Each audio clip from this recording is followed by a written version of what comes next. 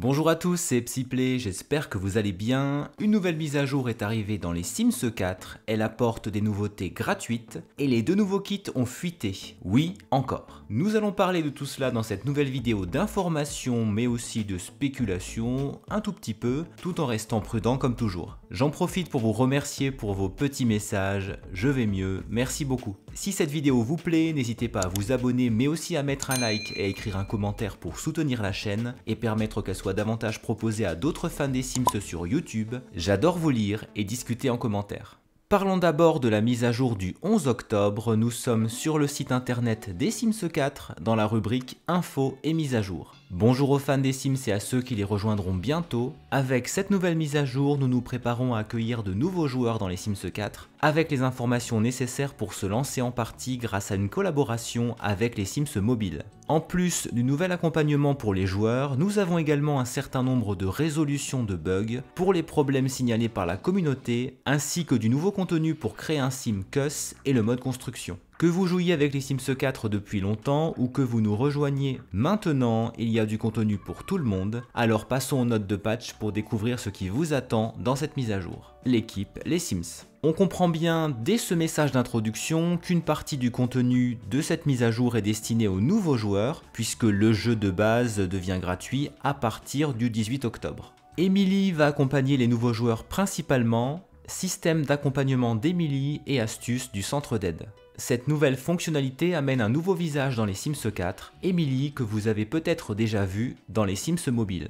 Ce nouveau système vous enseigne les bases du jeu les Sims 4 et est principalement destiné aux nouveaux joueurs, mais peut peut-être apprendre quelque chose aux joueurs plus expérimentés également. Cet ajout du système d'accompagnement est un point de départ pour accueillir nos nouveaux joueurs et les aider à démarrer dans les Sims 4. Nous continuerons à écouter vos commentaires et suggestions sur ce que nous pouvons partager et la manière dont nous pouvons améliorer le jeu. Phrase intéressante quand on sait qu'une des principales critiques qui est faite par les joueurs est qu'ils ont le sentiment de ne pas être écoutés dans le développement du jeu. Lorsque vous commencez une nouvelle partie, Emily apparaît pour vous proposer un accompagnement dans CUS, et si vous terminez les astuces du mode vie, un petit quelque chose est ajouté à votre solde de Simflouz pour vous aider à construire la maison de vos rêves. Dès que vous en avez besoin, vous pouvez obtenir des astuces en utilisant le nouveau bouton centre d'aide en haut à droite de votre écran. Si vous maîtrisez déjà les Sims 4, vous pouvez vous passer de ces astuces en réglant le système d'astuces et d'accompagnement comme vous le souhaitez dans Options du jeu, Didacticiel et astuces. Trois options sont proposées: activer le système d'accompagnement, réinitialiser le système d'accompagnement, activer l'icône du centre d'aide. Emily est donc une assistante de jeu en plus des leçons qui existent déjà et elle est dirigée vers les nouveaux joueurs de façon presque exclusive. J'espère que ça vous aidera si vous découvrez le jeu. Les leçons qui peuvent nous aider sur des points précis du jeu ont été mises à jour pour prendre en compte les nouveaux packs et elles vont continuer à être mises à jour dans les prochains mois. Cet ajout m'intéresse beaucoup parce que c'est du gameplay qui concerne la personnalité de nos Sims et on manque de traits de caractère je trouve. Traits de caractère fidèles.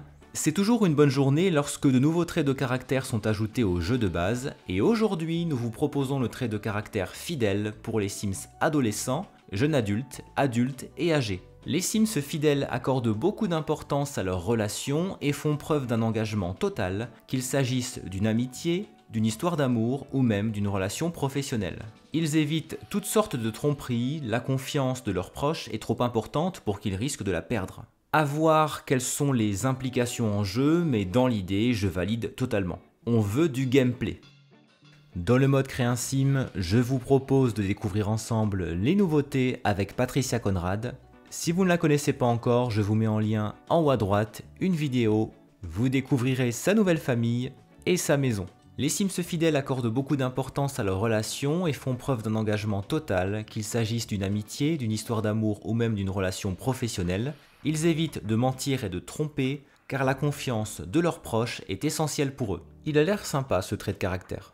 La nouvelle coiffure, celle d'Emily et celle-ci avec des cheveux attachés, un crayon pour retenir le chignon, une broche et même deux broches. Bon, c'est original et je me demande bien comment le stylo fait pour retenir.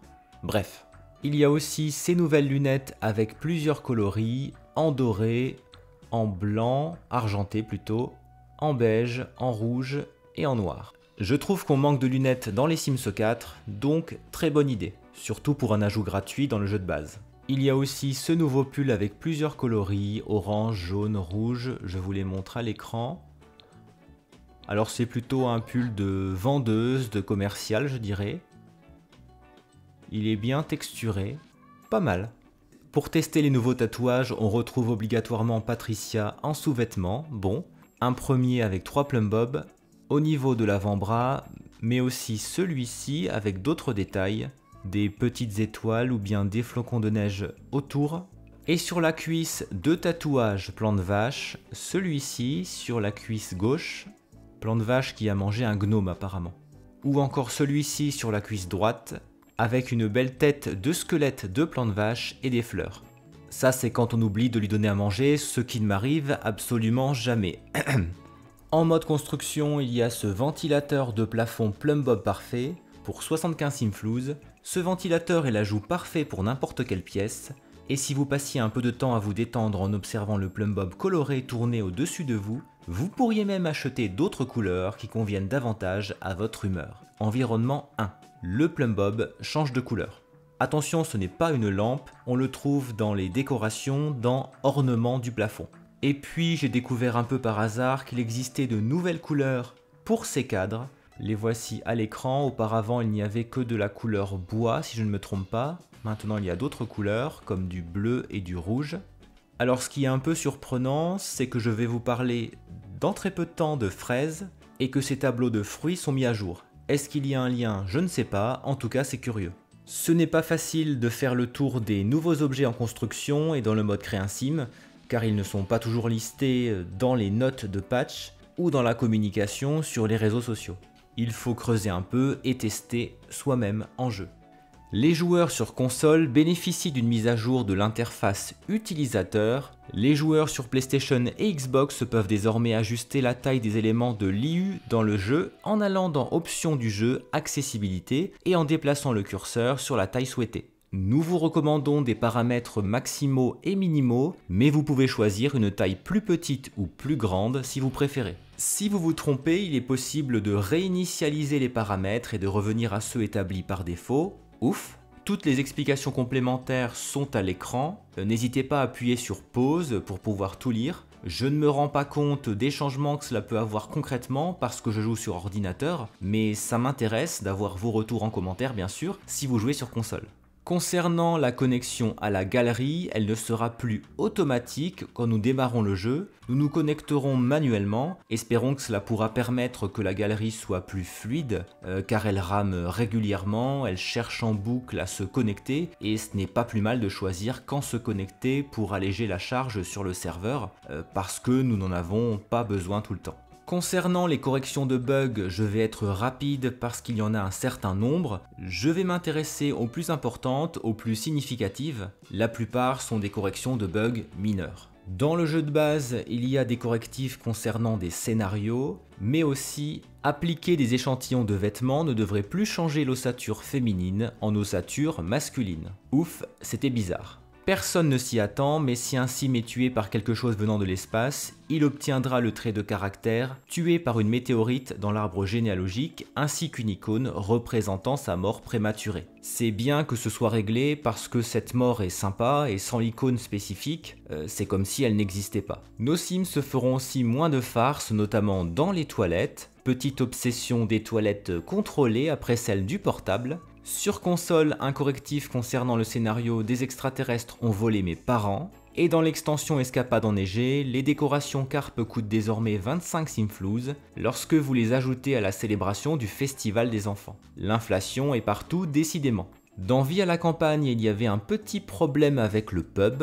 Lorsque vous vivez dans un petit village comme Henford-on-Bagley, vous appelez tout le monde par son prénom. Par conséquent, voir des PNJ aléatoires travailler au bar local a été un choc pour tout le monde. Désormais, seuls les PNJ prédéfinis commenceront à travailler au bar et dans les autres entreprises locales. C'est le genre de bug qui casse l'immersion, donc merci, et je suppose que le correctif de coiffure concerne la coiffure frisée qui apparaissait avec une autre couleur que celle choisie. Dans Année lycée, les frères et sœurs peuvent aller ensemble au bal de promo, désormais juste en tant qu'amis. Pas mal de correctifs pour le pack de jeux loup-garou, comme les loups-garous avec une orientation sexuelle particulière n'acceptent un amour prédestiné qu'avec un autre loup-garou compatible. Les mises à jour qui connectent les anciens et nouveaux contenus continuent, c'est bien. Les loups-garous peuvent avoir vraiment faim, surtout s'ils ont une faim vorace. Cela dit, cela ne signifie pas qu'ils doivent manger les portes de laboratoires secrets ou les fusées. Voici d'autres éléments que les loups-garous ne devraient plus ajouter à leur menu: dauphin, plante-mère, fosse de la plante-mère et tableau blanc de lycée. C'est sûr qu'ils devaient avoir vraiment faim pour manger tout ça. Les pauvres dauphins. Ou encore, les renards qui sont la cible d'un loup-garou en furie peuvent être un peu plus sereins car les loups-garous en furie ne devraient plus se battre avec des renards. Une trêve. Les loups ont fait la paix avec les dauphins et les renards. Et 2 petits correctifs pour détente au spa.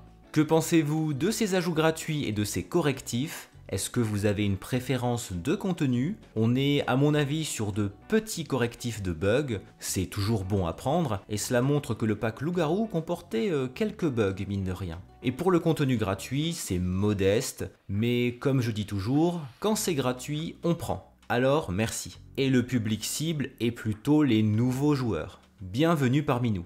Et puisque les nouveautés arrivent souvent coup sur coup dans les Sims 4, ce même 11 octobre au soir ont fuité les 2 logos des nouveaux kits, ceux qui vont sortir. Ils étaient présents dans les fichiers de la mise à jour et ils ont été révélés par le garde pourpre sur le forum officiel des Sims. Nous voyons un premier logo avec une tasse de café sûrement et une enveloppe. On peut penser soit un kit de construction qui apporterait divers objets pour décorer et qui comporterait peut-être du gameplay, ou bien au retour d'un kit gameplay avec une carrière en lien avec le télétravail. C'est à la mode depuis quelque temps, forcément. Le deuxième logo est peut-être le plus intriguant parce qu'il représente une fraise. Alors j'ai pensé tout de suite au jardinage, mais il y a déjà beaucoup de contenu en rapport avec ça, grâce aux extensions saison, écologie et vie à la campagne. J'ai aussi lu des théories sur quelque chose en rapport avec les smoothies, les blenders, donc plutôt tourné vers le mode construction avec une utilisation en gameplay. Et puis l'univers Sims m'a tagué ceci sur Twitter, merci à vous. La publication d'origine provient de Mushilda Sims. Elle montre des correspondances entre des contenus sur les Sims Freeplay et des kits Sims 4, ce dont j'ai parlé dans plusieurs vidéos d'information, et elle fait 7 propositions en lien avec la fraise. Cette mise à jour de mars 2022 s'appelle Tutti Frutti. La décoration des objets montre des fruits un peu partout et elle mélange à la fois le mode construction pour les cuisines et les salles de bain et le mode créer un sim, notamment pour les bambins. Dans les Sims 4, les kits sont spécialisés sur un type de contenu, donc ce serait soit les objets pour la construction, soit les vêtements. Pourquoi pas un nouveau style kawaii par exemple, puisque la fraise est un de ses symboles.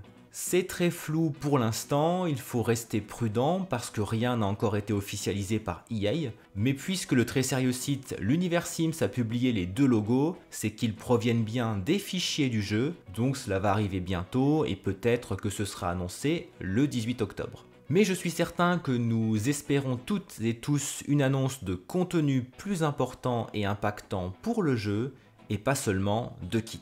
Bref, cela m'intéresse de connaître votre avis sur ces logos, vos propres spéculations si vous avez une préférence parmi les hypothèses possibles ou d'autres hypothèses. C'est tout pour l'actualité des Sims 4 pour le moment, je vous retrouve bientôt pour des vidéos que je vous ai concoctées ces dernières semaines. Merci d'avoir regardé cette vidéo jusqu'au bout, on se retrouve en commentaire, à très bientôt.